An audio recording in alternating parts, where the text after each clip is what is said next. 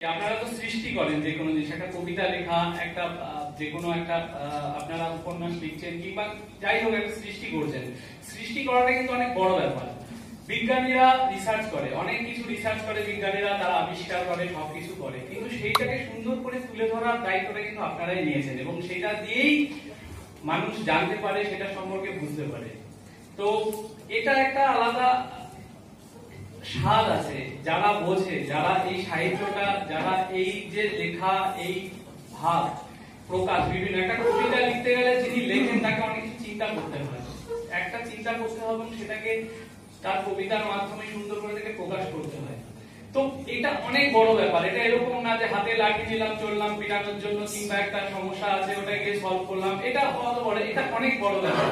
তো এই কারণেই বলছি, আপনারা চাইলে সমাজকে পুরোই চেঞ্জ করতে পারেন, আপনারা চাইলে সমাজকে শান্ত করতে পারেন। মানুষের মন এখন বড় অশান্ত হয়ে উঠেছে, চারিদিকে মানে মানুষের যে রাগ, যে ঘৃণা, দেশ, এই শব্দগুলো যেটাকে কম ছিল সেগুলো আস্তে আস্তে বেড়ে চলেছে। তো আপনারা চাইলে আপনারা আপনাদের লেখনীর মাধ্যমে, আপনারা আপনাদের ভাবের মাধ্যমে এগুলোকে ধীরে ধীরে সবকিছু কমিয়ে দিতে পারবেন। তো যাই হোক, একটু আগে বললো রেসের কথা, ওটাও তাই। ওই গাড়ি চালাতে গিয়ে হঠাৎ করে দেখলাম সামনে গাড়ি আছে, চালিয়ে দিলাম, হয়ে গেল।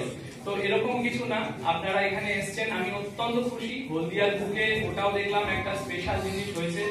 এখানেও আমি যারা আছেন, যে কবি সম্মেলন করছেন, যারা যেমন দীপক বাবু আছেন, আরিফ বাবু আছেন, অনেকেই আছেন যাদের জন্য এই প্রোগ্রামটা এত সুন্দরভাবে হচ্ছে। বিজয় সম্মেলনী ওনারা করছেন, আপনারা কত দূর দূরান্ত থেকে এসেছেন, মানে আমি খুবই অবাক হয়ে গেলাম। আরো একটা কথা বলছি, এখানে যদি দাঁড়িয়ে আছেন আমার কাকু হন, আমার মানে রিলেটিভ হন, আমি জানতাম না। আমি একটু আগে ফেসবুকে দেখলাম যে উনি হলদিয়া যাচ্ছেন, তো তখনই আমি বললাম উনি এখানে কেন আসছেন, তারপর দেখলাম উনি এখানেই আসছেন।